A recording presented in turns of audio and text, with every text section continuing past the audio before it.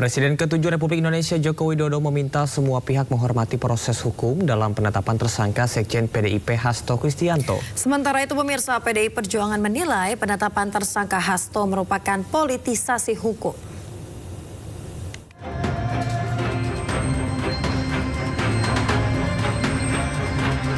Presiden ke-7 RI Joko Widodo menanggapi penetapan tersangka Sekjen PDIP Hasto Kristianto. Jokowi meminta menghormati proses hukum yang ada. Jokowi juga tidak berkomentar banyak saat namanya disebut sebagai buntut penetapan tersangka Hasto Kristianto. Seluruh proses hukum yang ada. Tapi nggak apa-apa Pak, nama-namanya dicatut Pak, masih dibawa-bawa Pak. Nama Pak Jokowi sama keluarga masih dibawa. Juga Fornato pensiunan. Sementara itu, PDI Perjuangan menilai penetapan tersangka Hasto Kristianto merupakan politisasi hukum. Kental aroma politisasi hukum dan kriminalisasi.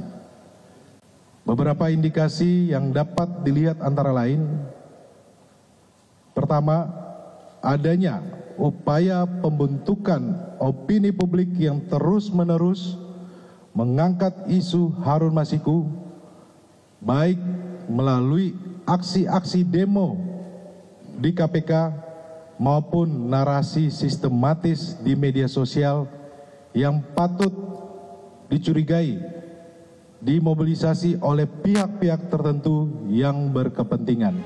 Sebelumnya, KPK menetapkan Hasto Kristianto sebagai tersangka.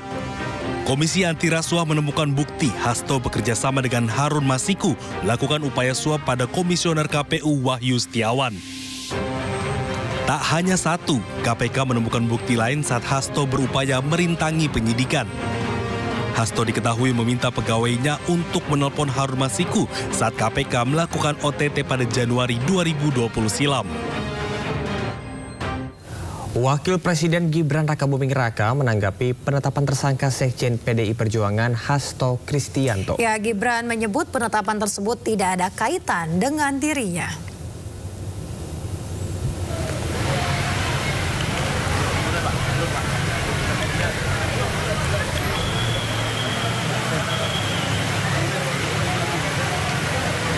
Ditemui saat kunjungannya ke gereja GBI Keluarga Allah Surakarta Rabu sore, Gibran tak banyak berkomentar terkait penetapan Hasto sebagai tersangka. Gibran meminta pertanyaan tersebut ditanyakan langsung ke pihak KPK. Menurut Gibran, penetapan tersangka Hasto tidak ada kaitannya dengan dirinya. Hasto kan tersangka KPK. Kenapa ya yang ditanyakan saya ya?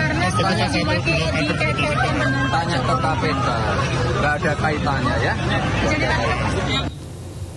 Kasus suap Harun Masiku menjadi salah satu episode panjang dalam sejarah hukum Indonesia. Harun Masiku menjadi tersangka suap pada tahun 2020 silam dan kini masih buron.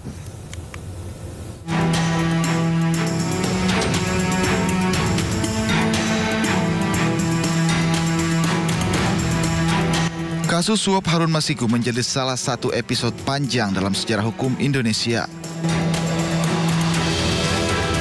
Pada Desember 2024, Harun Masiku genap 5 tahun sebagai buronan.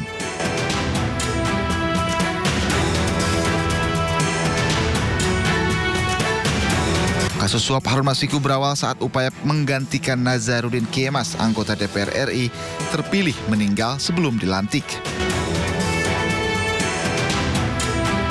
Pada 2 Desember 2019, Harun Masiku diduga melakukan suap kepada Komisioner KPU Wahyu Setiawan untuk memuluskan langkahnya menjadi anggota DPR RI. Namun pada 8 Januari 2020, KPK melakukan operasi tangkap tangan dan menangkap Komisioner KPU Wahyu Setiawan. Sementara Harun Masiku kabur dan menjadi buronan internasional hingga kini. 10 Juni 2024, KPK periksa Sekjen PDI Perjuangan Hasto Kristianto sebagai saksi dalam kasus suap Harun Masiku. Hasto kemudian ditetapkan tersangka pada Selasa 24 Desember 2024. Pemirsa, usai penetapan tersangka dalam kasus Harun Masiku, KPK melarang Sekjen PDI Perjuangan Hasto Kristianto bepergian ke luar negeri. Tidak hanya Hasto, pemirsa, Ketua DPP PDIP sekaligus mantan Menkumham Yasona Lauli juga dicegah ke luar negeri.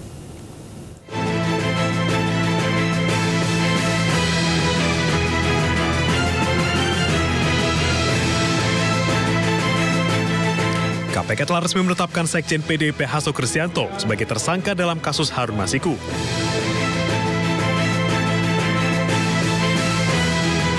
Atas penetapan tersangka ini, KPK mengeluarkan SK nomor 1757 tahun 2024 tentang larangan bepergian ke luar negeri. Pencegahan ini berlaku selama 6 bulan. Tidak hanya Hasto, larangan bepergian ke luar negeri juga ditujukan untuk Ketua DPP PDIP sekaligus mantan Menkumham Yasona Lauli. Disampaikan juru bicara KPK Tessa Mahardika, pencegahan ke luar negeri terhadap Hasto dan Yasona ini lantaran KPK membutuhkan keterangan mereka untuk proses penyidikan. Komisi Pemberantasan Korupsi telah mengeluarkan surat keputusan nomor 1757 tahun 2024 tentang larangan bepergian ke luar negeri terhadap 2 orang warga negara Indonesia, yaitu YHL dan HK. Larangan bepergian ke luar negeri ini terkait penyidikan dugaan tindak pidana korupsi, pemberian hadiah atau janji terkait penetapan anggota DPR RI terpilih 2019 sampai dengan 2024. Tindakan larangan bepergian ke luar negeri tersebut dilakukan oleh penyidik karena keberadaan yang bersangkutan di wilayah Indonesia dibutuhkan dalam rangka proses penyidikan dugaan tindak pidana korupsi sebagaimana tersebut di atas.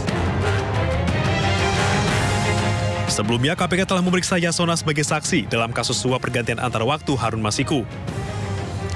KPK mendalami dokumen surat mengenai permohonan fatwa Mahkamah Agung. Selain itu, Yasona juga dicecar penyidik KPK terkait perlintasan Harun Masiku selama jadi buron. Sementara, Hasto telah ditetapkan sebagai tersangka oleh KPK.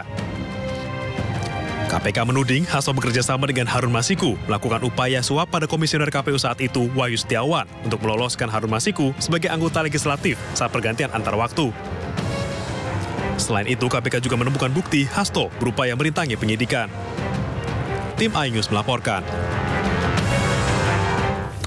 Sementara itu, Kantor Imigrasi Kelas 1 khusus tempat pemeriksaan imigrasi Soekarno-Hatta menyatakan belum menerima surat pencekalan atas nama Hasto Kristianto. Pemirsa, Kepala Kantor Imigrasi Kelas 1 khusus TPI Soekarno-Hatta, Subki Mildi, menyebut pihaknya belum menerima informasi maupun surat pencekalan terhadap Hasto untuk bepergian ke luar negeri. Meski demikian, Kementerian Imigrasi dan Pemasyarakatan telah menerbitkan surat pencekalan terhadap Hasto dan juga Yasona sejak adanya permintaan dari KPK. Surat pencekalan ini berlaku hingga 6 bulan ke depan. Apakah dari Imigrasi Soekarno-Hatta sendiri sudah menerima surat pencekalan terkait kepergian Hasto ini, Pak, setelah ditetapkan tersangka? Hasto. Oh, enggak ada. Kita belum itu. Belum ada ini apa ya?